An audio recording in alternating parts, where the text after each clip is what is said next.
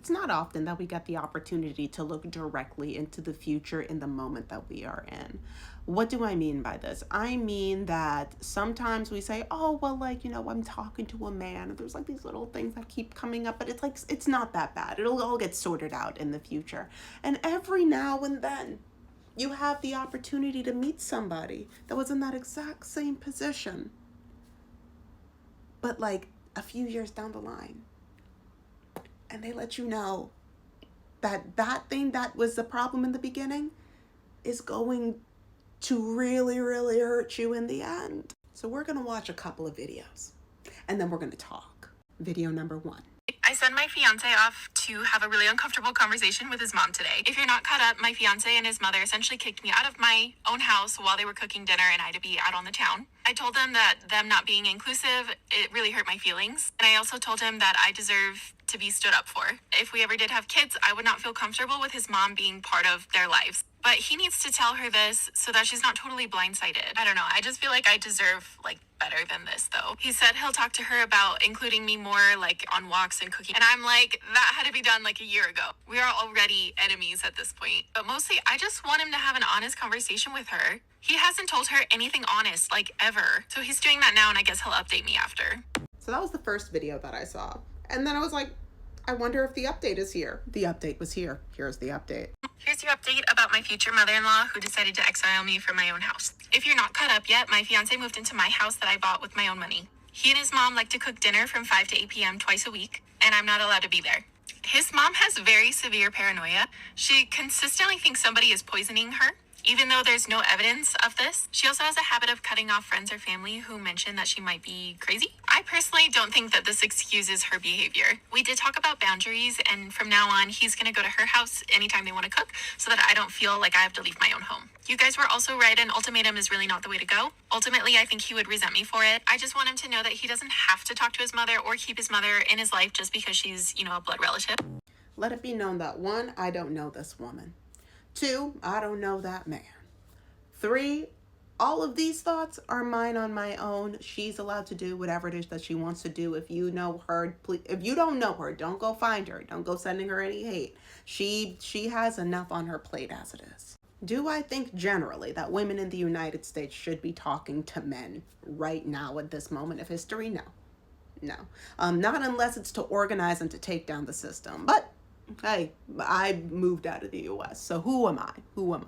2, with the info that we have right now, we know that 1, she has bought, paid for, and the house that she is in right now is in her name. The house that they are in right now is her house. And he felt comfortable enough to kick her out of her own house because he, after, who knows how old this man is, but he's grown, is too scared to talk to his mom. A man who will not or cannot, and when I say cannot, I mean does not have the skills, the hard skills, in the same way that you could go up to somebody and say, what is this word? And they can say, I don't know, because they don't have the skills to know this word or to read or to sound it out. Some people do not have the skills to be able to confront somebody as an adult. A lot of men are very conflict averse. They'd rather, instead of confront somebody as an adult, they'll scream, they'll cry, they'll break something, they'll fight. No, can you handle this as a grown-up? She had to give him a hard nudge by getting kicked out of her own house in order for somebody to stand up for her in a place where she owns. Now, when your rights are on the line in general, is this really the person that you want to be legally tied to? And I'm not just talking about her and her situation. There are hundreds, if not thousands, arguably thousands of women across, hundreds of thousands of women across the world that are in similar situations when it comes to just the men that they deal with on a day-to-day basis. But not all of them are in a country that is actively crumbling under the strength and weight of fascism. But that is besides the point. Oh my gosh, I keep forgetting to introduce myself. Hi. For those of you who are new here, my name is Shayna. I'm a journalist. I talk a lot about decentering men and child-free living. If any of that sounds like a vibe, please like, share, and subscribe. And if you would like to dive into some of the deeper stuff, then please join me on my Patreon, where we will be talking about things like, who is the crazy lady in charge of the White House Faith Office? and how journalists are getting kicked out of the Pentagon and alt-right correspondents are getting brought in. It's really concerning. But I can't say a lot of stuff on here. So join me over there. Join the community over there. We're having a lot of discussions. Oh, and if you're interested in becoming a freelance writer, aka writing for money, everybody needs to be getting their money up right now. I am going to be launching a course so incredibly soon. Link is up here for more info, and I will include the link in the description. And now let's continue with this wild conversation. So remember how I said that like you can sometimes have the ability to like see exactly what's going to happen in this exact situation in the future? There is a lady who happened to post a video who I could tell was in a version of this situation, but married the guy. Let's hear what she has to say. I had never even heard of the term enmeshment. I literally just learned that word yesterday, and I'm 32. So I've never heard that term before, but I am suddenly living it. Enmeshment is when a family is so emotionally entangled that there are no real boundaries and loyalty to the family comes above everything, even a spouse. And I didn't realize how deep it was until after we got married. Looking back, there were signs, but I didn't see them as red flags because there wasn't an obvious problem before.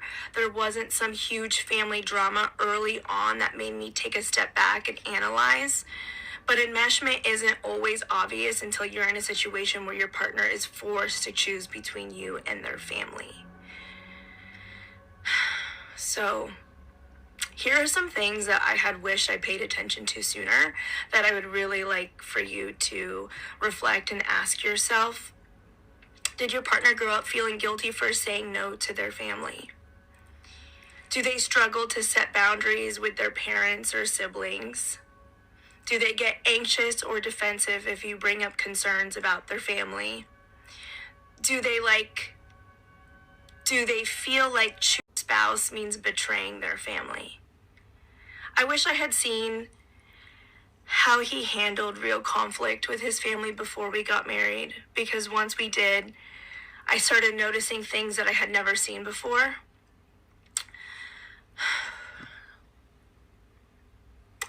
The hardest part is that before marriage, I never questioned my place in his life. I always felt chosen, and I always felt like a priority.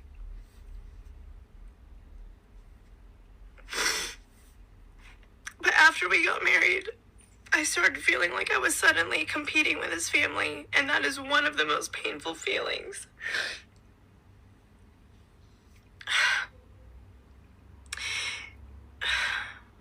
To go from feeling completely secure in someone's love to feeling like you have to fight for your spot in their life.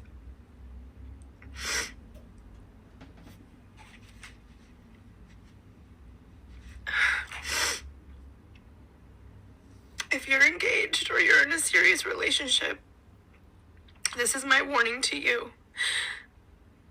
Pay attention to the family dynamics. Watch how they handle conflict. Don't assume that just because everything feels great now, it will automatically stay that way after marriage. Because when family pressure comes into play, if your partner doesn't know how to set boundaries, you'll be the one who suffers for it. I wish we had done premarital counseling. I wish we had talked more deeply about family roles, expectations, and boundaries before we said I do, because I never expected to be here. I never expected to feel this alone in my marriage.